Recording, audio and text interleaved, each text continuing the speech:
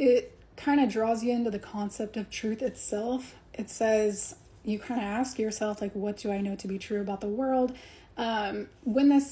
When you're not living in your authenticity, there's something about like feeling unsure about yourself. So I feel like you recently went through a chapter where you maybe had a little bit of like an identity crisis, which might be why you have so much conviction about like who you are now. I also think that you dealt with the next sentence in here. It says, we say things others want to hear, gossip, or repeat stories to justify our subpar behavior. We might even try and convince ourselves that we have no inner truth at all. I feel like this is something that you recently dealt with other people. It may have been something where that was the thing that this person saw you like be a bitch about, or whatever I was saying in part 1. Like, there could have been some gossip. There could have been some things, like some people here who like it says gossip, but then also repeating just stories to justify subpar behavior. And like, I don't know, I feel like you've seen some people around you, or this person saw some people around you that it's like they saw how you you don't fly with that, or that's not your crew. And there's something about them, they like what they see. The energy of the black egg hovers and waits for us to reconnect. It is available at every moment and in every situation, is the epicenter of truth, the birthplace of our voice. You could have stood up for yourself, or whatever this is too. The black egg in the 5th chakra, the 3rd chakra. Yeah, you speak your truth. You say it like it is. I feel like you just are who you are.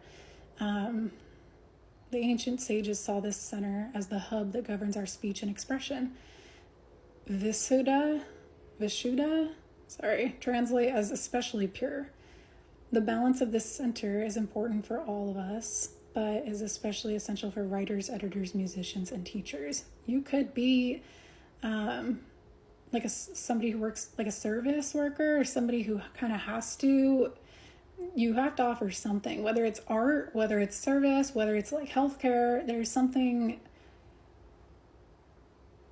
that you provide that is very special, that also requires you to just like be who you are. Also, there's something about this card saying that like small talk don't do it for you. Yeah. Inside of this egg resides no confusion, no excuses, no small talk, no noise, no lies. And that's kind of lining up with what I was saying. There's something about like you might not be doing the dating thing. Like, it's just not your thing. So this collective specifically, I don't know if you know this person. I kind of want to ask, but I don't think that you're involved with this person to the extent of like a real established relationship with this person yet. So I'm gonna ask though, because I want to know. Let's see if this gives us any insight on that. The snake and the crocodile. The crocodile, this is like watching and waiting, and somebody seeing you. They're observing, but it's not creepy. It's not giving like that's fucking weird, like that. Who is this creep? Like, no. The gazelle. Like, there's nothing here to be on the lookout for, right? And that's what I was saying in part 1. Neither of you guys are searching for each other, but this person has or they're going to be able to decide whether they want to approach, or they're going to kind of have to approach. There's a series of events in which it kind of just serendipitously maybe requires you guys to interact. The snake card here also,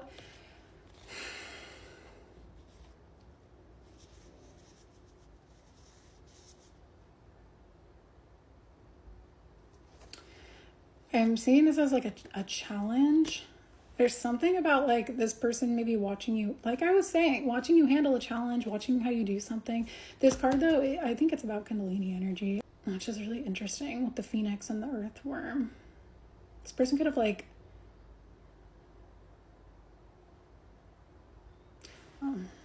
let's look at the snake.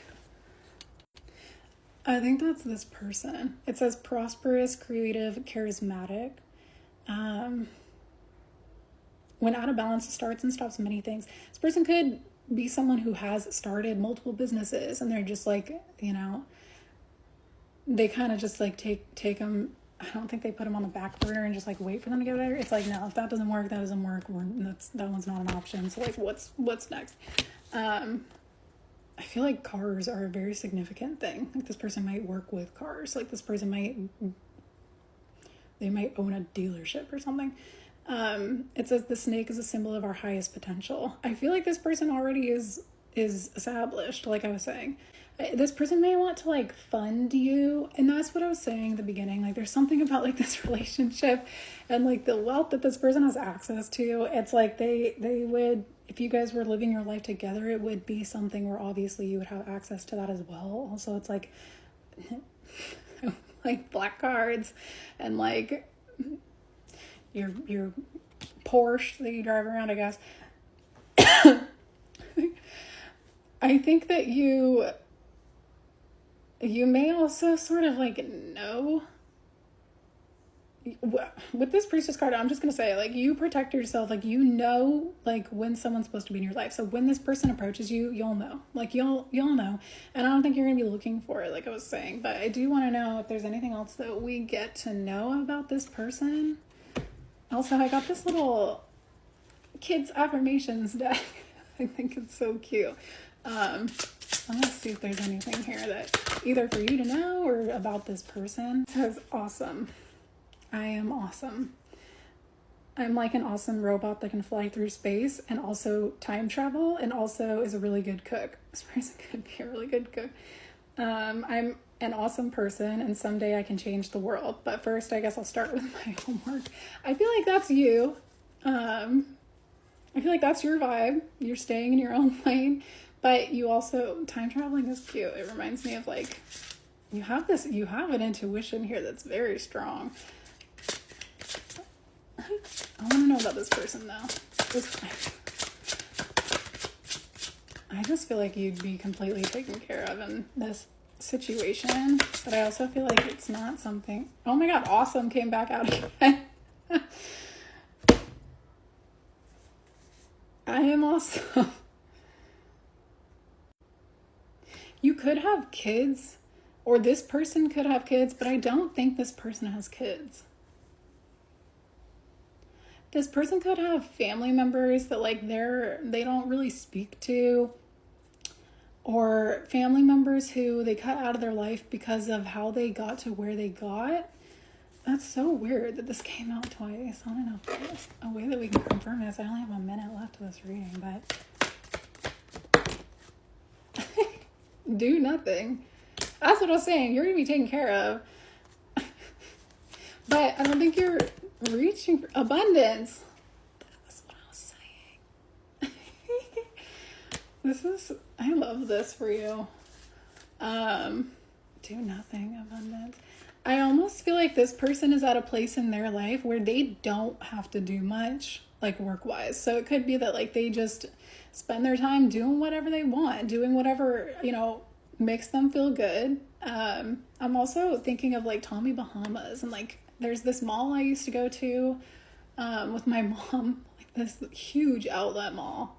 And we would always go to like the Rocky Mountain Chocolate Factory and like Movado and like Tommy Bahama, like the classy, like bougie stuff.